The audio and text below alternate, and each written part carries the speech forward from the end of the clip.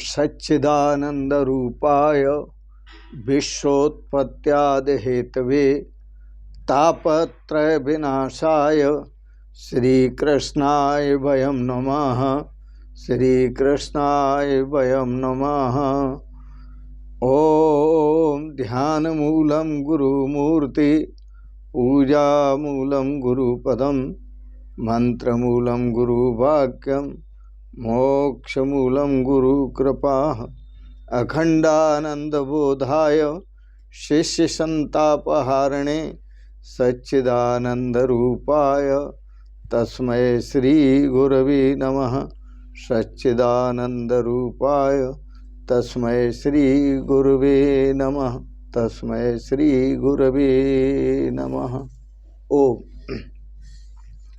शिवोहम शिवोहम शिवोहम। पूर्व प्रसंग में आप श्रवण कर रहे थे, भगवान जो करते हैं वह लीला करते हैं, इंसान जो करता है वह क्रिया करता है। क्रिया में दो तरह के कर्म होते हैं, अच्छे भी और बुरे भी। दोनों कर्म बंधन के कारण हैं। और भगवान जो करते हैं वो कर्म नहीं करते, वो लीला करते हैं। भगवान ने ब्रज में माखन चोरी लीला की। भगवान ने ब्रज में रास लीला की।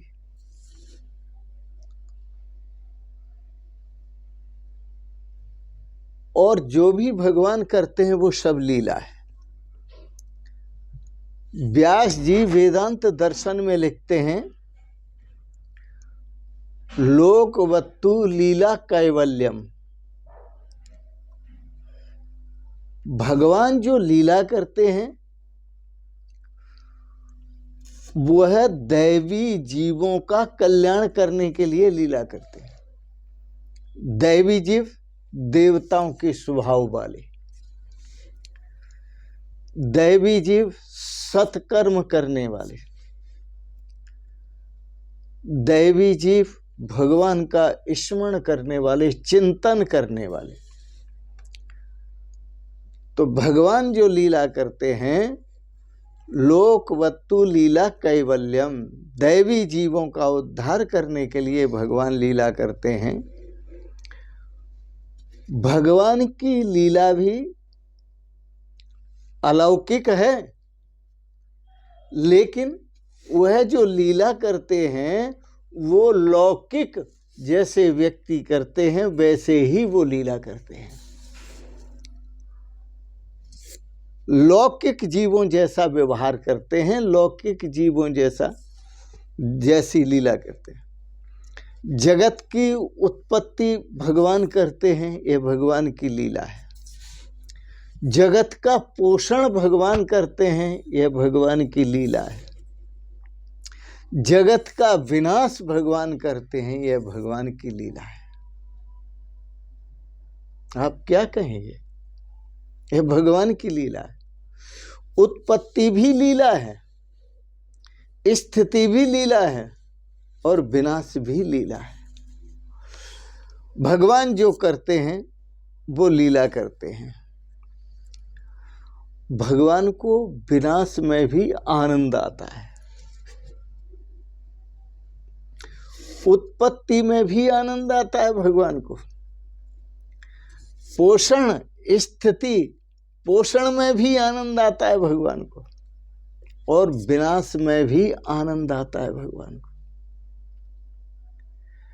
क्योंकि भगवान जानते हैं कि जिसकी उत्पत्ति हो रही है वो मैं नहीं, जिसका पोषण किया जा रहा है वो मैं नहीं, और जिसका विनाश हो रहा है वो भी मैं नहीं। भगवान जानते हैं मैं सबका दृष्टा हूं। भगवान जानते हैं मैं सबका दृष्टा हूं। उत्पत्ति होती है, इस उत्पत्ति का भी दृष्टा हूं, उत्पत्ति लीला का भी दृष्टा हूं। स्थिति सबका पोषण हो रहा है, इस लीला का भी मैं दृष्टा हूं। और विनाश हो रहा है इसका भी मैं दृष्टा हूं। मैं का कभी नाश नहीं होता। मैं शब्द अहंकार के लिए प्रयोग नहीं किया गया है। मैं शब्द प्रयोग किया गया है अजर अमर आत्मा के लिए, परमात्मा स्वरूप के लिए, क्योंकि हम सब परमात्मा स्वरूप हैं।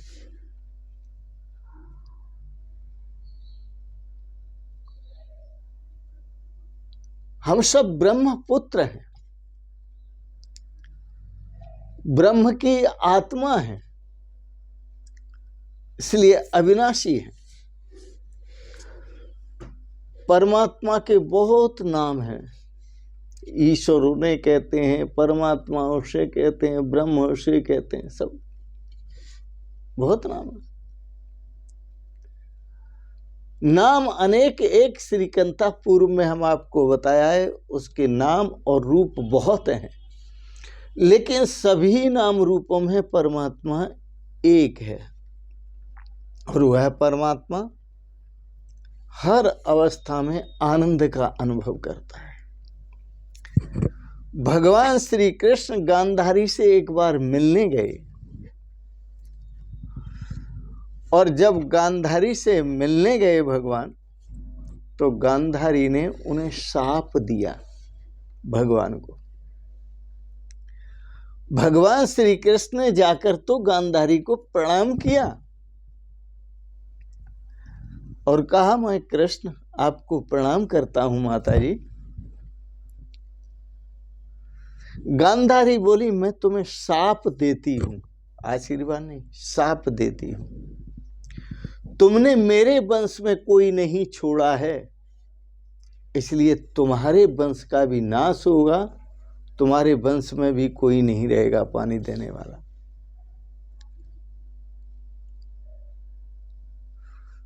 तुमने मेरे वंश में भी किसी एक को नहीं छोड़ा, रहने दिया, परंतु कृष्ण इसमें भी आनंदित होते हैं। भगवान श्री कृष्ण इसमें भी आनंदित होते हैं। वे कहते हैं, माता जी मैं ये सोच रहा था, इन यादवों का नाश कैसे होगा, तुमने अच्छा किया। मैं यही सोचता था कि इनका विनाश कैसे होगा, कैसे करूं। ठीक ही हुआ कि आपने शाप दिया है। भगवान इसमें भी आनंदित हैं, शाप मिला तो भी आनंदित हैं। भगवान हर अवस्था में आनंदित रहते हैं। ये तो जीव का स्वभाव है, संसारी मनुष्यों का स्वभाव है कि उन्हें सुंदर गद्दे मिलते हैं, सुंदर पलंग मिलते हैं, तो भी उन्हें नींद नहीं आती, तो भी उन्हें शांति नहीं मिलती, सुख नहीं मिलता, सदा अशांत रहते। भगवान को देखो, शांताकारं भुजगशयनं पद्मनाभं। भगवान जो है भुजग शयनम, सर्प की सैया बनाकर शयन करते हैं और ठाठ से सोते हैं। उन्हें सर्प की सैया पर भी नींद आ जाती है, लेकिन एक इंसान ऐसा है जिसे मखमली गद्दों पर भी नींद नहीं आती, करवट बदलता रहता है। तो मैंने आपको बताया, श्रीमद् भागवत ने आपको बताया, भगवान जो भी करते हैं वो लीला करते हैं।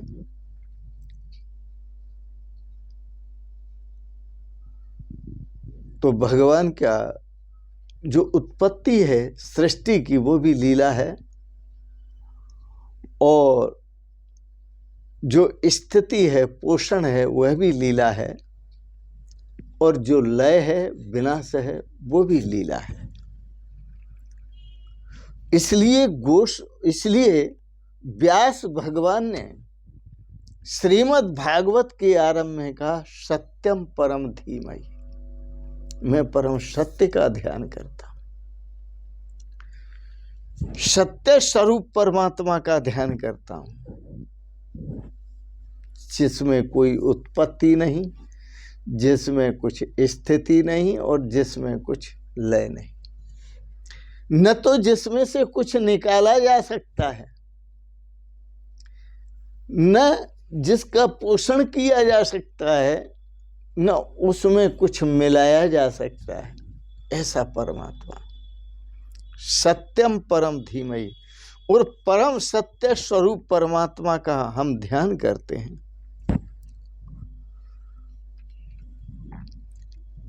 व्यास भगवान यदि वो ये कहते कि मैं भगवान कृष्ण का ध्यान करता हूं, तो श्रीमद् भागवत का इतना प्रचार प्रसार नहीं हो पाता। क्यों?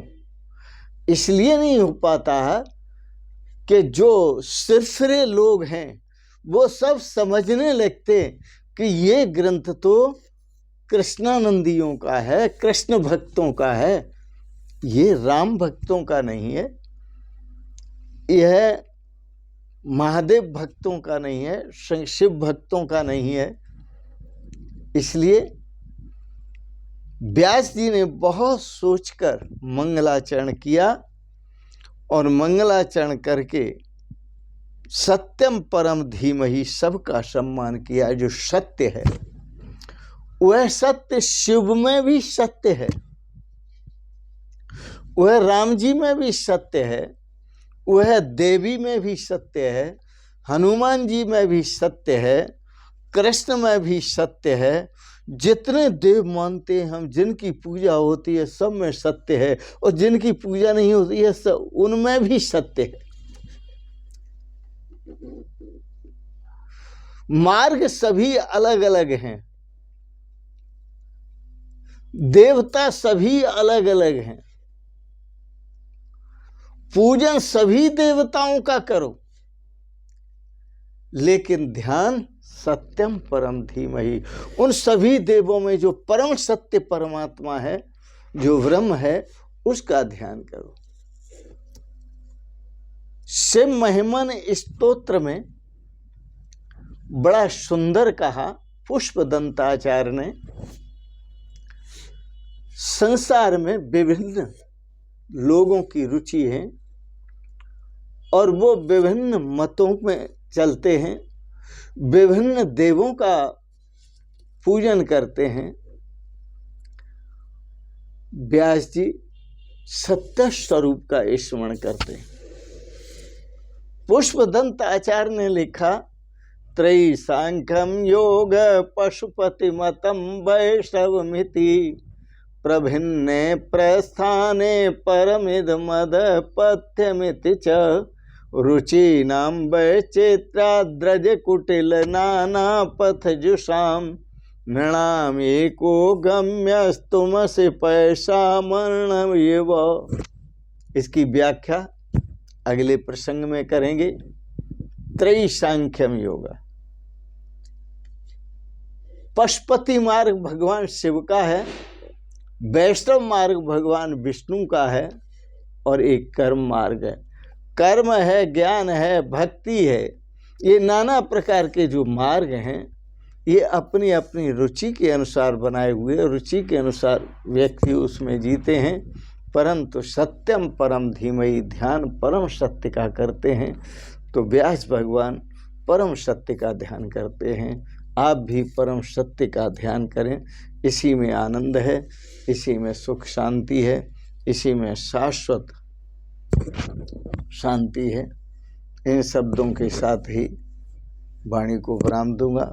आपने बड़े प्रेम और श्रद्धा से श्रीमद् भागवत पर विचार श्रवण किए, इसके लिए बहुत बहुत अनुग्रहित हूँ। आप सबके प्रति आज एकादशी है, एकादशी वाले दिन मैं आप सबके प्रति मंगलमय शुभ कामनाएं करता हूँ।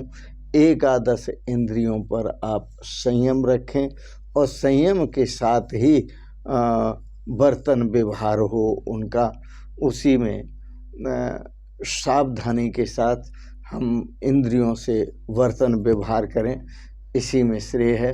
तो आप सबके प्रति मंगलमयी शुभकामना करते हैं कि आपकी इंद्रियों की वृत्तियाँ भगवान के जप में लगें, भगवान के स्मरण में लगें, भगवान के चिंतन में लगें, भगवान के ध्यान में लगें, इसी में कल्याण है। और आप सबके प्रति अनेक से कोटि से मंगलमयी शुभ कामनाएं करते हुए बहुत बहुत शुभकामनाएं, बहुत बहुत आशीर्वाद और बहुत बहुत प्रणाम। शिवोहम शिवोहम शिवोहम।